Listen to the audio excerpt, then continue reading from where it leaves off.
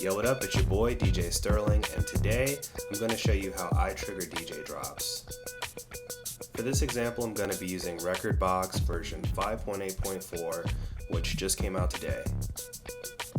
In case you don't know what a DJ drop is, it's a short voiceover sample that you can drop anytime during a performance. Typically this drop says your name or some sort of catchy phrase. It's a good way to announce yourself to the audience so they know who you are. For example, you might be in a club and you hear, "You're now in the mix with DJ Sterling," or "Partying all night long, it's DJ Sterling." That's a drop. Okay, so now I have Rekordbox open.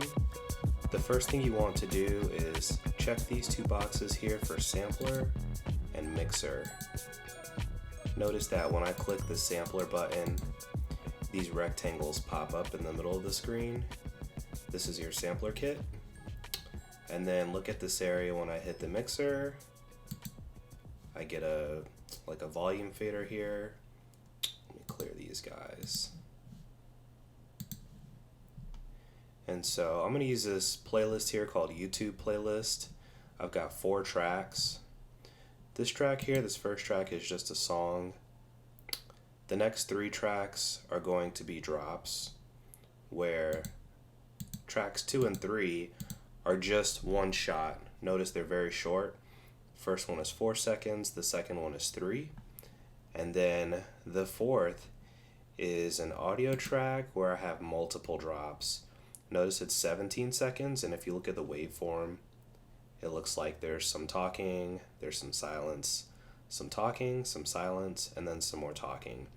And then so to use this, I'm going to show you in my second example of how to play this track, how to trigger the drops on this track. And so for these 2 short ones, what I'm going to do is click right from my playlist, my YouTube playlist, click and drag it right onto the sampler kit. This will be the first button. I also don't have a controller hooked up, but if you look at any controller that will have sample pads like the SB3 or the DDJ400, you click these buttons which correspond to the performance pads. And usually every controller would have about 4 or 8, and you'll see in the software I have 8 on the left deck and then 8 on the right. And so just for fun, we'll just put this one on the other side. I can place this audio track anywhere. And then so to trigger this drop, all you have to do is press that button on the controller, the performance pad. Since I don't have a controller hooked up, I can just hit this play button. Partying all night long, it's DJ Sterling. You're now rocking with DJ Sterling. So those are my 2 drops. If you want to know how I made those drops, leave a comment below and I can make a second video explaining how. If you want to eject the clip, you just hit the eject button. You can put it somewhere else. It doesn't matter. You can put this wherever you want. So I'm going to show you an example of when is a good time to play your drop. My favorite time to play a drop is during the intro and the outro. What you don't want to do, you can play a drop anytime, but it sounds very bad if you're in a song and there's vocals and then you play your drop and then you have vocals colliding with vocals. That's the worst thing you can do. And so during this intro, let's hit play. Sounds good. And I'm going to introduce myself. You're now rocking with DJ Sterling. And that sounds great. And so another great time to play a drop is during the transition, because the instrumentals change up. You start simplifying beats of the current track that's playing during the outro, and the intro, it's kind of that same thing but in reverse order. And so you find this part of the intro outro where they overlap and it just sounds good. And so for example, here's an outro and I'm just gonna play the other DJ drop. In the streets, we don't listen to that you say. Struck, oh, yo, got it, just a simple play. I'm loaded, ain't too much weight. I'm loaded, I'm loaded, I'm loaded, I'm loaded, get money, I'm loaded.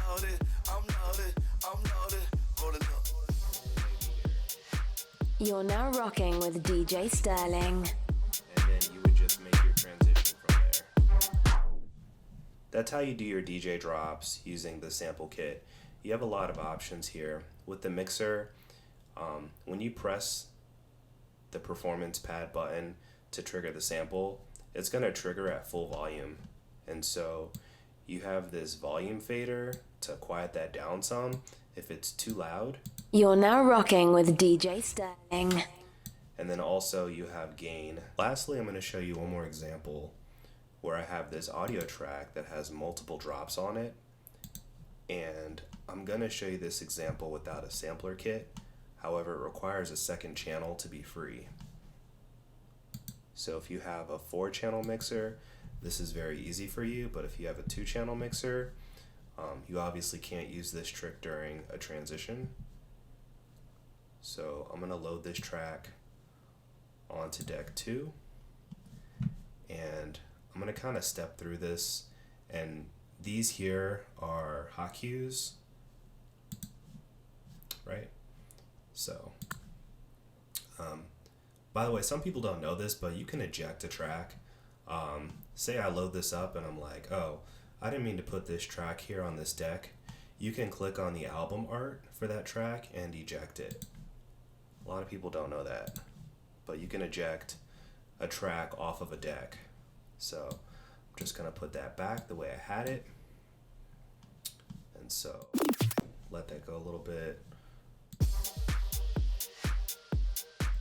And so this is fine. Well, let me get this a little better. So you wanna, this is your playhead. If this was a record, that's where the needle would be. You wanna position that to the start of the audio and set a cue point there. This cue point will correspond to a performance pad on a controller. So when I press this button, it triggers the audio. Ahora estás en la mezcla con DJ Sterling. When you play this drop, you want to press and hold the button, the hot cue, and it'll play your sample until you let go. Ahora estás en la mezcla con DJ Sterling. I'm letting go. And that's it. And so next what you want to do is find the beginning of your next sample. This here is just silence. And so I'm going to advance the track and set it to just the tip of where the sample starts. And I'm going to mark this performance pad B.